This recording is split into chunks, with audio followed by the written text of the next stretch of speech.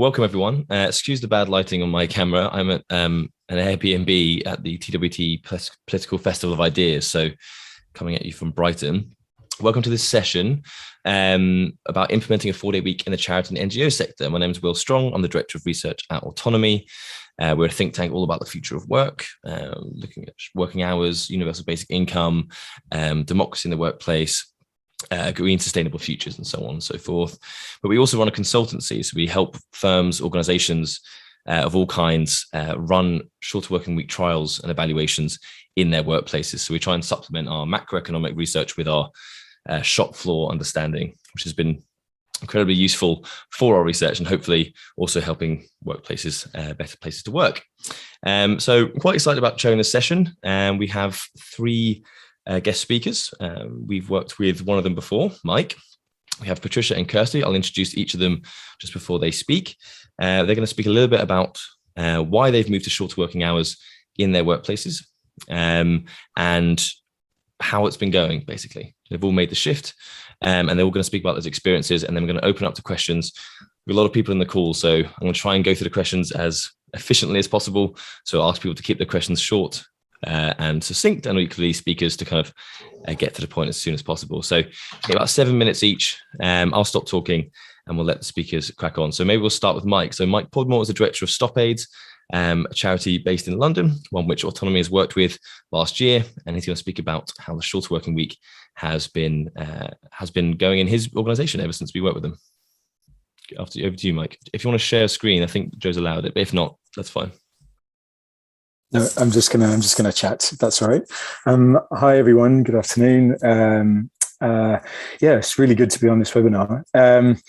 Yeah. So what do we do? I mean, as we all know, work has progressively crept into all areas of our life, and on average across Europe, people work 10 hours more than their stipulated 35-hour weekly contract. And I sort of, just ever sort of cognizant of this, but in 2018, 2019, I sort of started to sort of read a few articles really about the 4-day week and how it had been successful wherever it had been implemented. And one of the ones I really delved into was in the Perpetual Guardian in New Zealand, and did quite a few sort of YouTube videos and things like that. And the 4-day week sort of really seemed to present an exciting opportunity to sort of make a step change in our work-life balance, improving our efficiency in the workplace and limiting many negative impacts of our ever-expanding work week. Stop Aids is a small organisation, and we sort of prided ourselves on being bold and forward-thinking, and we seem to be in a good position to explore the 4-day week. So, and we wanted to see, by sort of exploring it, obviously for ourselves as an organisation, but if it worked, to really sort of try and be part of a positive step forward to sort of model it within society, and sort of particularly for the charity sector. So in 2019, I consulted with staff, and you might not be surprised to learn they were very enthusiastic to conduct a pilot. We actually decided to try, in the end, in consultation with the staff, a 28-hour week rather than a 4-day week. And it's just really to give a bit more flexibility so that staff could still do a 4-day week if they wanted, but or staff could also choose to do sort of reduced hours over a few days throughout the week if they had other responsibilities like picking up children, etc. I consulted with my board of trustees, and their response was, shall we say, a little less enthusiastic, ranging, I think, from skeptical to cautious. They asked actually some really valid questions, which were sort of quite helpful to really just get out on the table. First, they asked about the motivation driving us wanting to do this. Were we just trying to solve staff stress or other challenges that could be addressed by other similar, simpler responses? Was it just me trying to solve my own personal work-life balance? And I was able to sort of reassure on both of those fronts. Secondly, they asked about the logic behind it. And this sort of shows some of the work that has to be done to sort of like bring people to the actually understanding what it is you're proposing. So they sort of asked me, are you asking us to pilot paying you the same amount of money, but for less hours? and therefore basically giving you all a pay increase. And they said, we get the win for staff, but what's the win for the organization? And so it really sort of brought out onto the table, say, okay, this is the win, and having to sort of explain that. So our key rationale for introducing the pilot was to test the hypothesis that by reducing hours and improving work-life balance, there is a strong measurable decrease in staff stress and an increase in staff well-being, and perhaps that's more obvious, but perhaps less intuitively, there's also a considerable improvement in work effectiveness and efficiency, and that in turn leads to increased work productivity and desired outcomes. So that was our hypothesis entering into the pilot. We set up a couple of KPIs, one on productivity and performance, and one on better work-life balance, looking at stress, pressure, being more rested, alert in work, etc. We appointed an external consultant and worked with Will actually at Autonomy, and they were incredibly helpful in helping us to think it through, working with staff, setting up surveys, etc. We'd done a lot of thinking ourselves, but they really helped sort of ask questions and make sure that we were thinking about all of the different angles, but then also sort of being the external body that could then help, do staff interviews and things like that. We initially did a 6-month pilot.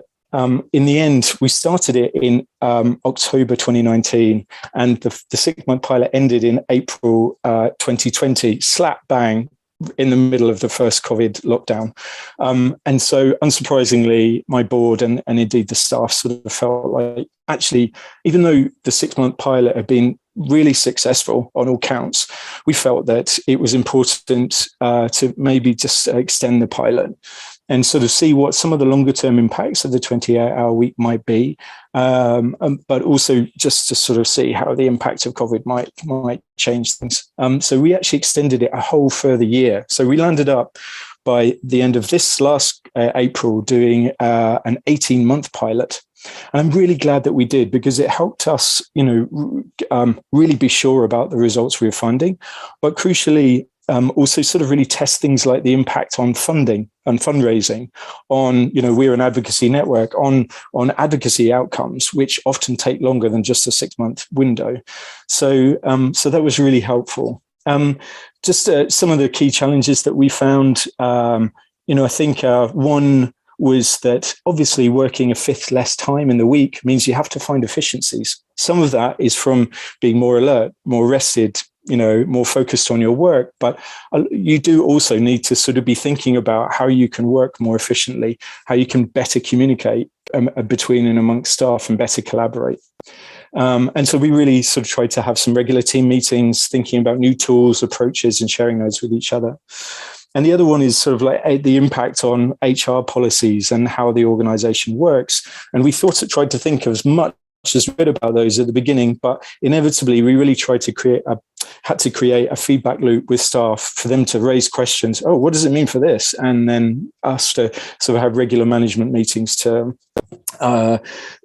think about what that policy should look like and how it should be impacted. So we really worked with one-to-ones with managers, but also, in team meetings. So getting on to the important stuff, what happened? For us, in KPI 1 on our productivity and performance, it was really sort of still sort of seems amazing, really, that actually productivity almost across the board increases, and outcomes increased. So what we found was that either outcomes stayed the same or in some cases increased. Where they did decrease, they were solely actually as a result of the deprioritization of areas that we're working on because of COVID. And so, we'd say, all right, we're shifting across, therefore this area had dropped. And that was, we were monitoring across our different operational reports and log frames, etc. So that was a really powerful finding, obviously, for our board. They really cared about that one, as did we. And the second one on just a moment, Mike, you got about 1 minute left. Is that okay? Yeah, sorry. Perfect. And just coming to the end now. And then on work-life balance, firstly, in terms of, so at the 6-month stage and the 18-month stage, 100% of staff said the working pattern had either greatly improved or improved their work and work experience. In terms of stress and pressure by work and life demands, before the pilot, 60% of staff reported themselves as stressed, whereas this had fallen to 38% after the 18-month period. And it's really important to put that in the context of a global pandemic happening slap bang in the middle of that. So there was a reduction in stress even with that. The other part we looked at was, are you more rested and alert in work? And the findings from the surveys and interviews showed that staff felt more energized, and the reduced working week helped them feel more rested. So to sort of wrap up, we presented our findings with our external evaluator to the Stop Age board in this April just gone, and they felt happy to approve the permanent implementation of the 28-hour week, and so that's now written into staff contracts. It's great now to finally sort of really be able to talk publicly about it and talk about the findings that we have. I believe that they are really sort of compelling. There are, of course, lots of questions about how to apply the 4-day week or 28-hour week in different settings. But I think, and some of those questions are quite complex, but I would definitely say it's worth thinking through and grabbing the opportunity that COVID and the opportunity to sort of, and then the drive to build back better has sort of given us. So I would entreat you to give it a go. Thanks, Mike. Thanks a lot. Okay, so we'll move quickly on just because I'm just keeping an eye on time to Patricia from YWCA Scotland. I wonder if you introduce the organisation and talk about your experience. Of course. We're YWCA Scotland, the Young Women's Movement, the longest name of a charity in the history of charities. We are easy to remember. We are YMCA just with W, so we are for women. And we are one of the oldest older feminist organizations in Scotland. We mainly work on advocating for and creating leadership opportunities for women to move Scotland closer to gender equality in all sectors. And we are very new to this journey with 4-day week. So we've only implemented this in July. So we are still in our first quarter of doing a full 4-day week. Having said that, this is definitely something that was on my agenda since I started with the organization back in January 2018. So we've been thinking about it for a long time. And just for a little bit of context, until very recently, we were part of a larger charity. So we merged with them back in 2016. And while this idea had full support of our board of trustees, it was kind of seen as more risky by that larger charity. Hence, we were not able to implement that as quickly as we wanted to. In March, at the end of March, we have demerged from that larger charity and became an independent organization again. And then it took us kind of 3 months of research and staff consultations to really go in and move to this model of working. And our rationale behind it was twofold. So first of all, we were reviewing our organizational values and well-being kind of placed top of the values that we wanted to drive the organization. And we really wanted to lead the way on that. And we also do annual research with Young Women in Scotland, which is the biggest research of its kind in Scotland at the moment, with young women aged between 16 and 30.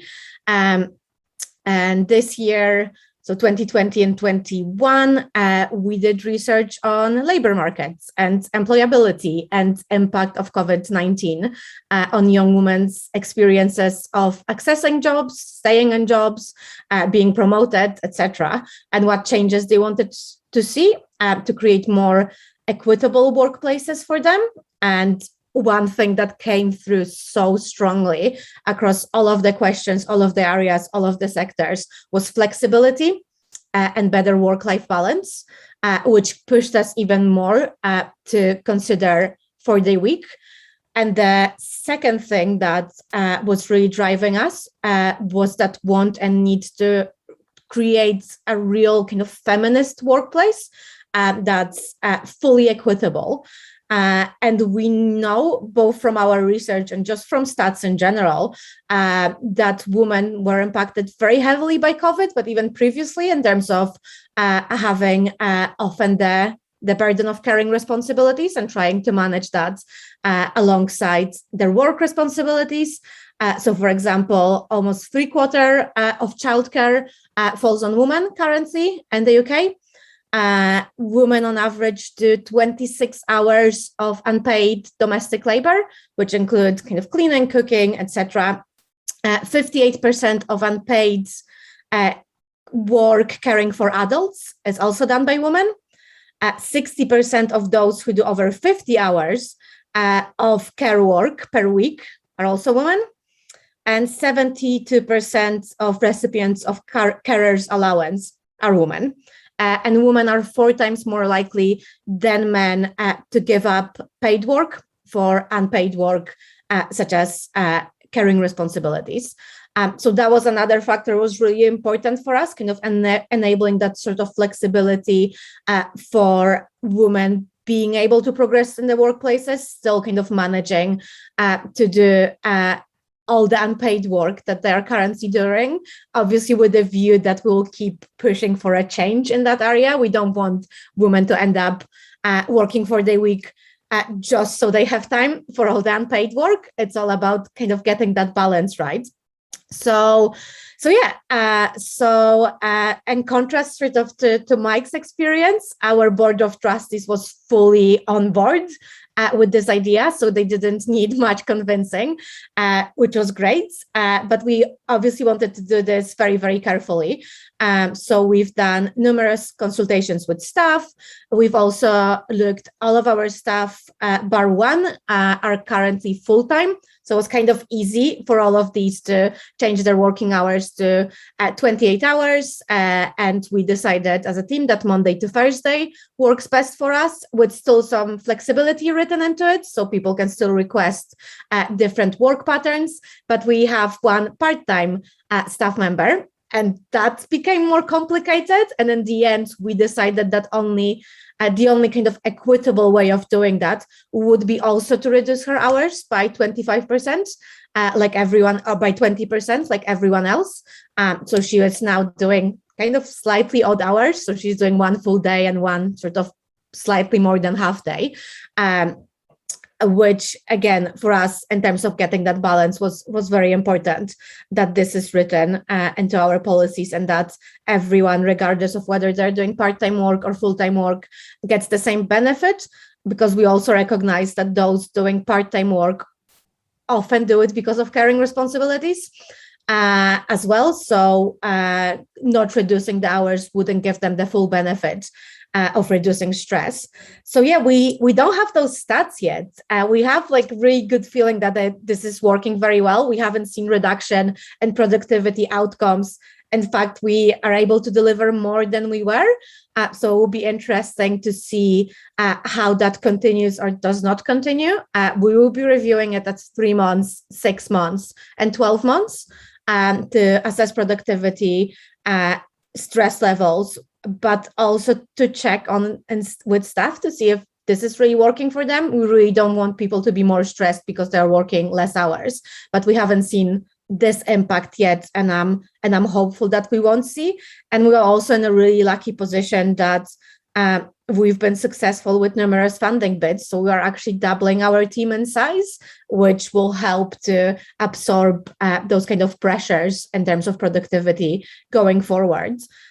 So yeah, only good things to report from us at the moment, but we are also really open to any challenges that can come up in the future, and we are very open to sharing this journey with other charities and other organizations that are considering moving to this way of working. And I've noticed that someone in the comments mentioned a resource for charities considering this move. I know for a fact that GCVS, they have created this resource. So if anyone is considering moving to 4-day week and would like to have like an initial consultation and look through potential challenges and things to consider, GCVS are a great organization to contact to get you started on that journey.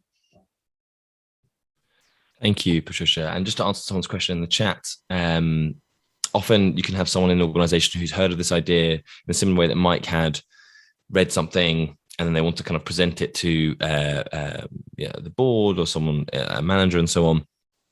And so often we work with people to kind of create a kind of resource list of available research, existing trials, and then perhaps a meeting so we can kind of explain how these things have worked in the past and so on, to give management and boards kind of reassurance, and also often staff as well. So I think it often helps to have a kind of to not go in cold to conversations with people in the organization about how this might work, but to have that kind of support. And that's what we try and offer as well. So I would say go in with, if you're having that conversation, then make sure you have research and precedent, etc., available beforehand. So that would be my advice. Thank you, Patricia. Okay, let's get to Kirsty. I think we're just about on time. Let's try and keep it to 7 minutes, and then I want to open up for questions. But thanks for all the questions coming in the chat. We'll try and get to them. If they haven't been answered, I'll try and bring them up. Okay. Hi there, thank you. I'll try and keep everyone to time as well. I'm Kirsty Thompson. I'm the founder and CEO of The Circle. We're a more than profit organisation, so we operate under any legal structure. We ourselves are a community interest company. We focus on multiple income streams. We generate profit to make a greater impact. We're very focused on things such as the living wage and offering flexible working opportunities to our employees, many of which in our workforce actually have faced challenges into employment, and we want to offer opportunities for all. A huge part of what we do is about empowering people and leading with a strong vision. We want to offer opportunities for accountability, transparency, and to lead the organisation. These are some of our values. We're pioneering, and we want to use this experience really to shape things in the sector. Focused primarily on people, that's everything from our board to our staff, volunteers, tenants, funders, contractors, suppliers, funders, and supporters. We work with everyone from right across sole traders right through to SMEs, charities, limited companies, and social enterprises. Unlike a number of organisations that have adopted this approach, we actually operate across 2 sites now. We have 14 staff and we operate buildings, which on the surface would probably present a number of problems for people operating under a 4-day week. But we've used that to actually make our own mark on this and a way forward. We offer tenancies, so we have a range of tenants from charities, social enterprises, small to medium-sized organisations, and we offer room hire and events as well, which means that we have to have staffing around all of these. We have our consultancy, which supports organisations when they're setting up and more established organisations to grow. And we run an academy programme, which is all around embedding this more than profit mindset and the importance of working in a sector when we are ourselves trying to benefit as many people as possible in the community. It's hugely important to me as a founder that we are equally trying to influence and support our staff as well, which is why the 4-day working week was really important. We embed our more than profit approach through volunteering programmes, 4-day weeks. We have collaborations with various funders distributing funding to social entrepreneurs across Scotland. And in 2019, we first introduced one of our work practices around the living wage, and we now pay all staff, including our DWP staff, through the Kickstart scheme, a living wage. As with everyone, lockdown made us really focus on how we were working, that work-life balance that we were looking to achieve. And during lockdown, I don't know, like many of you, I would go onto the screen, be in communication with different members of the team and see them sometimes really struggling. So on those weeks, we would say, take a Monday off, take a Friday off. Perhaps midweek, if it was a sunny day, go and sit in the garden, get a bit of extra sunshine. We were all contending with so much during that period from last March until right now, really. So I did a consultation with the staff and said to them, this seems to have been benefiting you, having these extra days off through the week. Is this something that we could continue with? Obviously, we weren't physically operating in the building like many people. We had to shut the doors. We had to close the offices down. And then we had to consult with staff. Well, how would we cover the office? How would we ensure that we had cover during the time that the building was open to ensure that our tenants and our clients were covered during this time? So we developed a rota system, which is now given to staff 3 months in advance. We piloted this from October last year until December, took that to the board of directors for approval. And I'm delighted to say that they supported this because it met within our more than profit approach. We ask staff when they're not in the office to ensure that their out of office is on, saying that they're having their rest day. And we encourage staff during that rest day to either do what they need to do in terms of life admin or take up other things in terms of CPD to help them in their futures. The Circle itself offers the staff teams who are full-time 32 hours over 4 days. The implications on the salaries are that all the staff remain on the same salaries that they had with the longer hours. It's gathered a lot of interest from our tenants and other businesses. We've been interviewed globally about this process, and we get regular feedback from the team at meetings, and we review as we go. And I think we're still on a huge learning curve since that first pilot began in October last year. As I say, lockdown, things were quite different then. We weren't operating the business in the same way. However, we were checking in with staff. We were checking in with their mental health. We were encouraging people to get out and about a bit more, encouraging walk and talks to not just be physically at their desks. And what we noticed during that time was there was 126% growth in our income. We developed new services, we secured more funding, we developed a 3-year strategy, and we became one of the top 100 social enterprises in the UK. And I would say a happier and healthier team during this time. And this is one of the quotes from one of our employees, just the short space of time, that extra day, and how motivated they have become. But it has not been plain sailing, and I'm not going to sit here and say that to you. We have been growing the team during this time, and we will continue to grow that. It's likely that we'll be looking at 20 plus members of staff by the end of this year. It requires planning. It requires someone to get behind the rota, get to understand people's personal requirements, but ultimately it's based on the business need. We need people in there to open up every day. We need people to close the building. We require people to be on hand for inquiries. We need to look at the operational hours. We need to keep checking in with the team.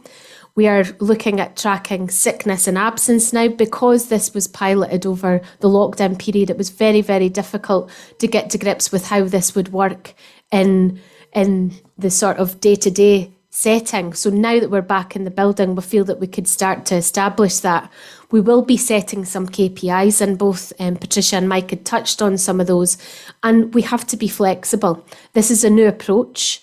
I think one of the biggest things I've recognised from the team as we've implemented this is that communication can break down when people are out of the office on certain days, and some people are picking up on workloads when they're not in. So it's about having really good communication and handover documents, using Teams and using team meetings to actually make sure that we're not missing things in and out of the building, and when we're having various communications with our staff teams, our tenants and our clients. You won't always get it right. You've got 1 minute left. Okay. You won't always get it right. And I think, but you have to start somewhere. Make the expectations clear to the team. I think that's very important as well. And I think you need to make that clear in terms of, it does not mean that every Monday you're going to have a day off, or every Friday you're going to have a day off. It will be down to the business need, but we'll work together. And if there are things that need to be changed, we'll be flexible. We need to keep learning from what isn't working. And ultimately, right now, we're in a position where we're looking to develop our own policies and procedures around this to ensure that we get it right as we expand and we develop over other sites in Scotland as well. So that's it for me. Thank you for listening.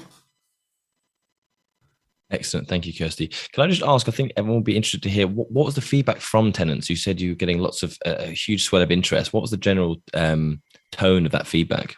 I think at first they were concerned on how obviously the building would operate when people's hours were reduced and people were only in 4 days a week. But I think ultimately they've been very curious. They've asked a lot of questions. I think a number of them would actually like to implement this approach themselves. But again, I think a lot of the time it's the stumbling block of how do we even get there? How do we even get past how this could be implemented? And I think we're demonstrating across a couple of sites and operating a building, a physical space, that it can be done, because I think a lot of people have a preconceived idea that it must just be a Monday off for all the team or a Friday off for all the team or however that works. And I think you have to look at your own business model and see how this can be adapted for it.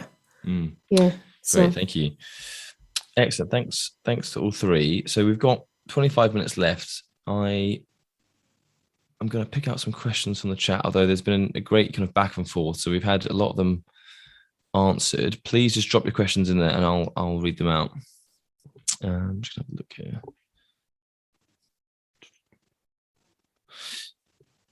Yeah, because I suppose, Kirsty, you're also, am I right in thinking that part of your work is also what you might call frontline services? And so it's not just simply people in, it's not just doing simply desk work. There is more to it than that. So I suppose how that, I might be wrong in that, do correct me if I'm wrong.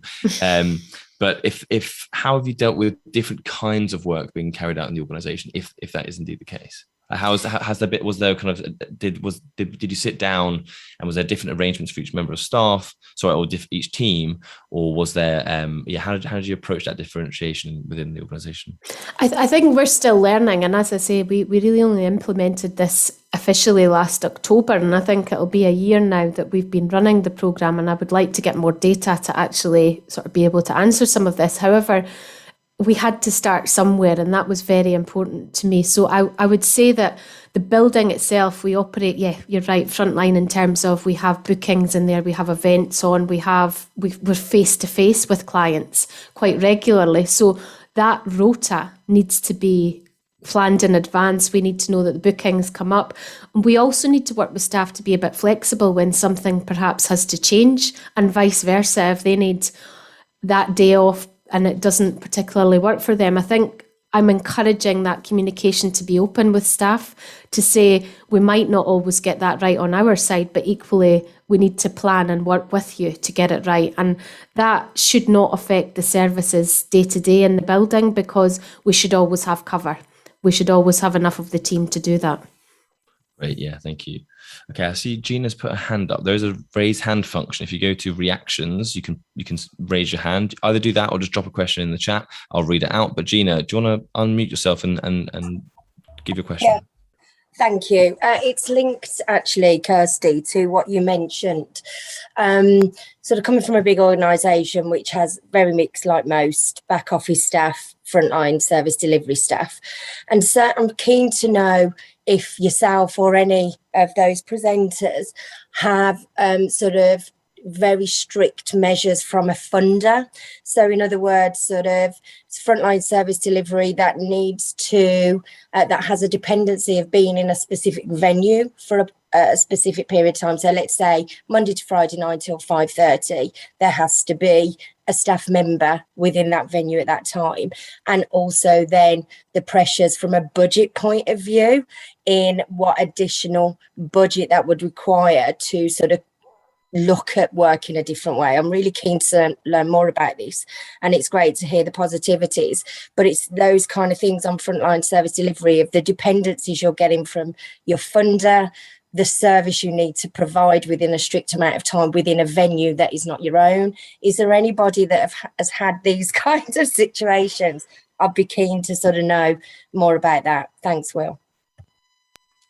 Thank you. Is any one of the speakers want to pick that one up?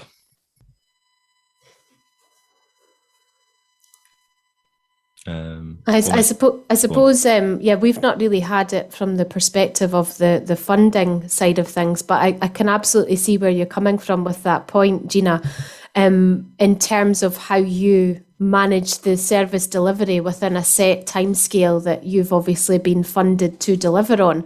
And I think, again, it's that rota, and I keep going back to that, it's that rota system to cover the staff to continue to deliver. But I can imagine when you're looking at alternative venues and opening up and closing and making sure that there are people around to deliver the service, you would need to potentially look at the budget. And I'm not entirely sure that we would be in that position, but we have, obviously, we're on multi-site now, so we have to look at how we're covering when, for example, our manager in Glasgow is on his rest day. How do we ensure that there's a management presence there on the ground? So again, it's about working with staff to be flexible to make sure that these things are covered. I don't think I've got an answer to say this is exactly how to do it. I think we're just learning. We're still learning as well. I'm sorry that can't get No, thank you. That's really helpful. Thank you. I just two other questions in the chat. One was about unions and trade unions and management. And I think just to chip in here briefly myself is that we work with trade unions and with individual firms, management. I think one way into that is for example, if a proposal comes from a trade union for, let's say, a trial or for implementation, what we found has been helpful, both working individually with firms or trade unions, has always been having a third party, such as ourselves. That's why we created our consultants, is basically so we can provide that slightly independent, evaluative service that is not coming from either side, management or trade unions, in those discussions. So I don't know if the speakers have a perspective on this, or Mike on his use of the consultancy, but I think having an independent body kind of either mediate that discussion or run that evaluation is maybe a way in which you can have that conversation with trade unions and management within the same organization. That might be a way of doing that. And the question about part-time work, I think, is quite interesting. It always comes up, very important. I know Mike can speak to this as well, but we've done lots of work with Scottish government workers, civil service workers in the public sector. And this discussion about whether does a reduction to working week for full-time workers mean a pay rise for part-time workers or a reduction of working time? And it's a bit of a mix in terms of staff feedback, what they would like. So some people, looking for a relative reduction in their working week rather than just a pay rise because time is important to them, never mind simply a pay increase. So it is up to organizations how they adapt to that. Mike, do you want to speak to perhaps both those things? Yeah, sure. In terms of sort of part-time, we did have one part-time worker, and I think really just echoing Will's point, that I think it probably does vary, and you sort of talk that through and think that through with the worker themselves, and sort of as a policy for the organisation, particularly I think relevant to exactly how many days they're working. I think if they're working sort of 3 or 4 days, it is possible and realistic to sort of pro-rata the time and sort of take the same approach as you would for the rest of staff.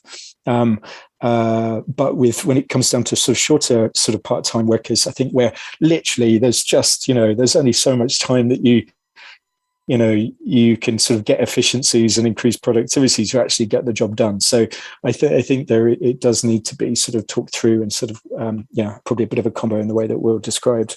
In terms of sort of the value of external organizations, just to echo, it was really important for us that we had an external. We landed up using 2 in the end, organizations that sort of could have this sort of sense of objectivity coming in with and sort of asking questions, because of course all of the staff are involved in it and have a vested interest. So having an external organization that can then come in and help and ask questions and run surveys and things, it just helps to create that sense of that you're getting a more objective evaluation.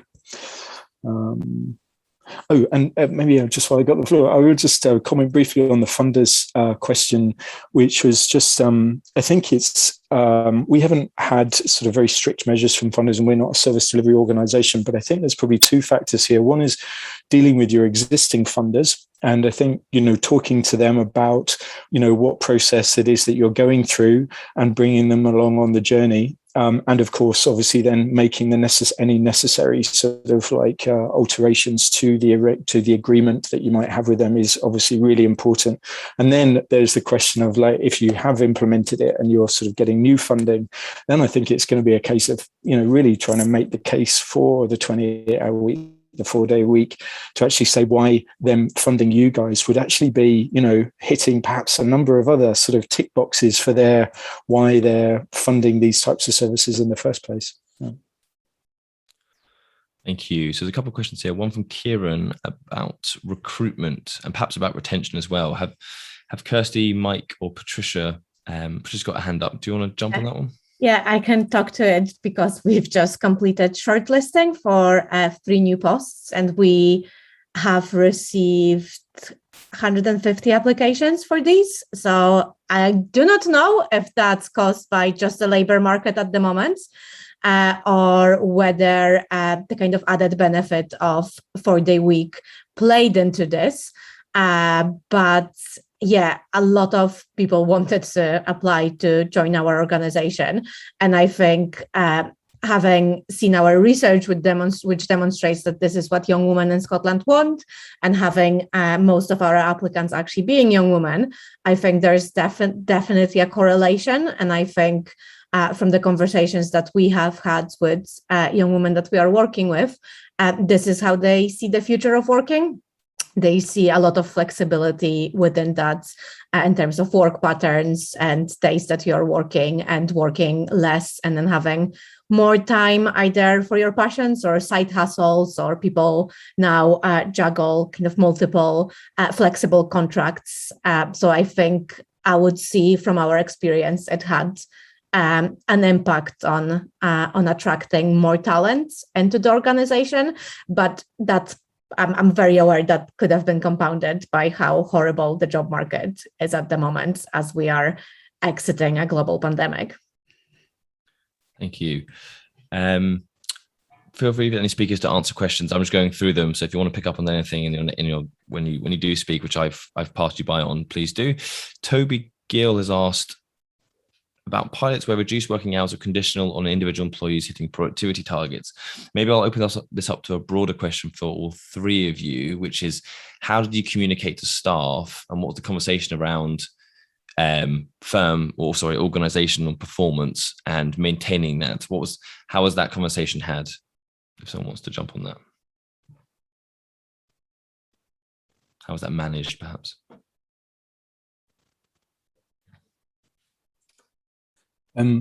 Just for stop aids, it was initially when we were doing the pilot, we sort of said, we asked, obviously consulted with that all staff wanted to sort of, that we needed to do it really as an organization. But we did say, that if there were significant issues and people were really struggling with it because we were trialing it and sort of waiting to see, we did say, okay, it might, and if we felt that it was the 4-day week, the 20-hour week that was causing some of the difficulties, then, we would, for that individual, whatever, we might go back to just to the regular 5-day week during the pilot. But I think now that, we've conducted the pilot and actually it's been successful, we know that generally, people are productive and sort of it works for them. I think we would, going forward, very much deal with it as, just in the same way that you would in a 5-day week. I mean, you would sort of just seek to have that conversation with staff and say, what are the issues that you're finding, and, and seek to address it in a normal way. Thanks, Mike. While thinkers process some of these questions, there's one more coming in. I thought I'd just throw out there from Hetty, City to Sea. Sorry. In trials, did you include new employees or wait till post probation? So, did new employees come in halfway through the trial, and did they immediately jump into a shorter working week? And then post trial, I think the other important question was there is, what happened to annual leave? Was annual leave prorated down, or was there any decisions made re that? Obviously, to be totally clear, if people are running a 4-day week and have Fridays off, then they need to take fewer days for annual leave in order to take, let's say, 2 weeks off. You now need to only take 8 days annual leave rather than 5. Therefore, there's obviously a question for organisations as to how much allocation is there for annual leave when basically staff don't need as much. Do Kirsty or Patricia have anything to add on that? Has that been a conversation? Is that ongoing, or did you settle on something? Yeah. Do you mean about annual leave or the earlier question. No, sure, either one. Yeah, so for annual leave, we did exactly what you just explained, that we kind of prorated it, but not in a sense that anyone is losing any days, because as you said, now people need to book 4 days off to get a full week off. So that's the only sort of prorata that we did. So everyone gets the same amount of time off. It just looks like less days, but we've had to have these conversations with staff, because if you just look at it at a glance on paper, it looks like you're getting less days, but realistically you're getting the same amount of days. So which I think is the most kind of logical, probably the most logical thing to do. And I saw that Kirsty was nodding, so I'm assuming that yes, is also the case for you.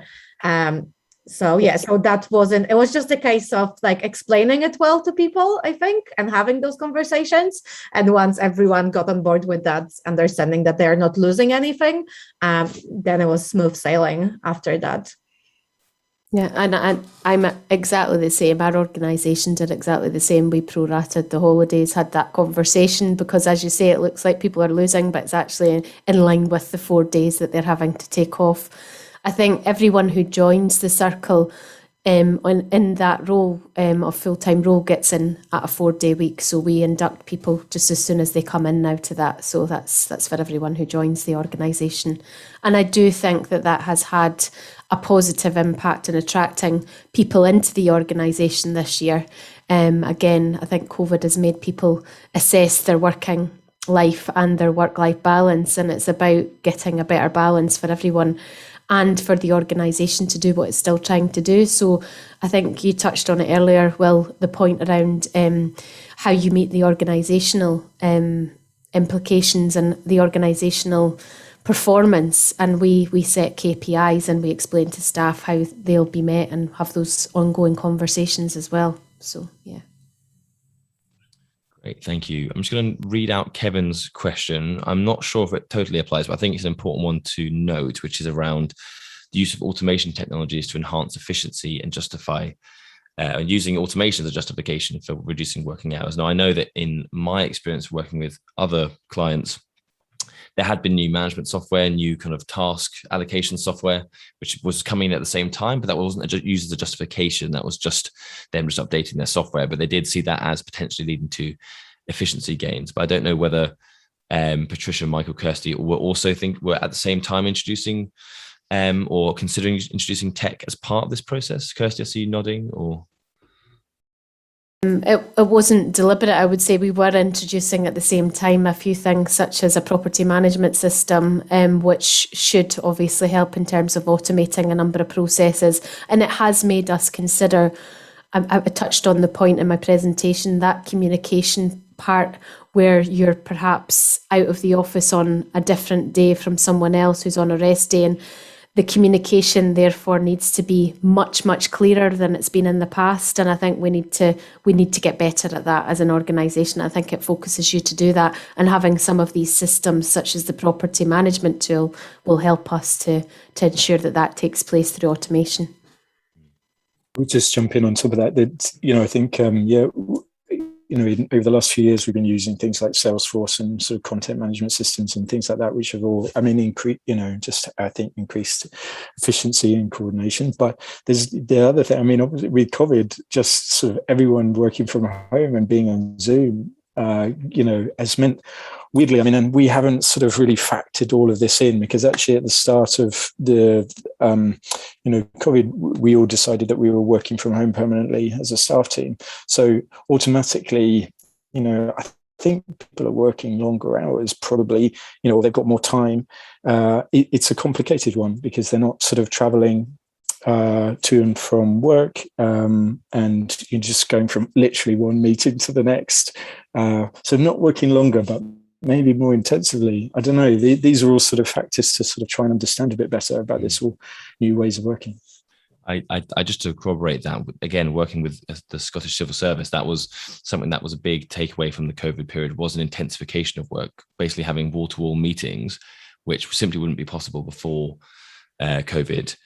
So just, exhausting mentally and effectively being drained. And that was something which was, they were as a as a collective, we're often saying in the workshops and interviews we carried out was basically, we have seen an intensification of work. We've become much more efficient via this tech, just, making decisions and so on. And this is for them a reason why they were kind of looking for a shorter working week, basically. Okay, so we've got 5 minutes left. Feel free to jump in, speak if there's anything which you want to say or pick up on which I've missed. Although at the same time, maybe it wouldn't be such a shame to end early so everyone can have the end of their lunch break on another Zoom call. I appreciate that. Reem, I see a hand. Sorry, go on, Mike. Yeah. No, go ahead, Reem. Okay, Reem, do you want to just unmute yourself and ask your question? Yeah, just quickly, thanks so much for the presentations. I was just wondering for individual staff members who often overwork in the week and don't find that there's enough time to do stuff. Firstly, how did they take this? How did they respond to the kind of prospect of a 4-day week? And how are they doing in terms of managing their time so that they're not facing burnout in the same way or trying to cram so much in? Yeah, I could speak to this. So we've also have undertaken a kind of evaluation of our job descriptions and looking at realistic job descriptions and what people are actually doing. As a small charity, you often end up, doing a job of 5 people. So we've looked at that as well. And we looked where the gaps are and are now. That's the reason why we are hiring new people in to cover some of these gaps and to make sure that people can actually stick to what they should be doing for their job and not doing jobs of other people as well. But we are trying kind of to lead by example, especially in the senior management, of not having this model of working, of having really strict boundaries. And it is hard. I think it is hard to have that kind of shift from, especially in our sector, everyone overworks. A lot of people end up in this sector because they're really passionate about the cause. So they want to do more and more and more. But the result of it, as you said, is burnout, is actually not being able to deliver, not being able to do these things. So I think it's almost like a case of putting a mask on yourself first when the plane is crashing. And this is what we are really trying to implement in our organization, that we cannot support the people that we are supporting if we are not well to do so. So it's the whole kind of organizational shift and thinking about productivity in a different way and thinking about well-being as something that increases productivity and that we actually need to actively put in time to maintain really good well-being and being able to do what we do efficiently and for many years to come, and not, burning and crashing and leaving the sector altogether, which we all probably have seen a lot of that happening. Thanks. Go on, Kirsty. Sorry. Yeah, no, I was just going to chip in to say exactly the same. I think we as a senior management team are having to do a bit of the role modelling in this for the other members of staff. I think certainly as someone who's been running an organisation for a number of years myself, I've been prone to burnout over the years. So I absolutely know what that is like. And I think it's something that you actually are learning from this experience yourself, because you're used to putting in the longer hours, you're used to delivering a service for the people that you work with. And I think it's very important, as Patricia said, to put your own oxygen mask on first and to model that behaviour to your staff teams, and things like the out of offices going on, the rest days being implemented, and kind of checking in on your team when someone is responding on one of their days off to say, I don't think you should be doing that, I think you should be elsewhere doing something else. I think we need to be a bit more accountable and hold people to that. And it's not easy, because we've got into a very, very difficult way of working as a society where we have to put in all the hours, and that's almost rewarded because you're putting in so many hours, and that's seen as something that we glorify now. So it's pulling that back, isn't it? Thanks, Kirsty. Okay, I think unless Mike, do you have any final comments, or are you okay? No, you're good. Cool, great. Well, thanks everyone for coming. This is the webinar hosted by the 4-Day Week campaign, as well as Autonomy. You can check out the 4dayweek.co.uk or autonomy.work to find out about all of our research, as well as the consultancy. Thanks to Mike, Kirsty, and Patricia for sharing and kind of unpacking how they went about this. And yeah, have a good rest of the day and rest of the week. Cheers, guys. Thanks, everybody.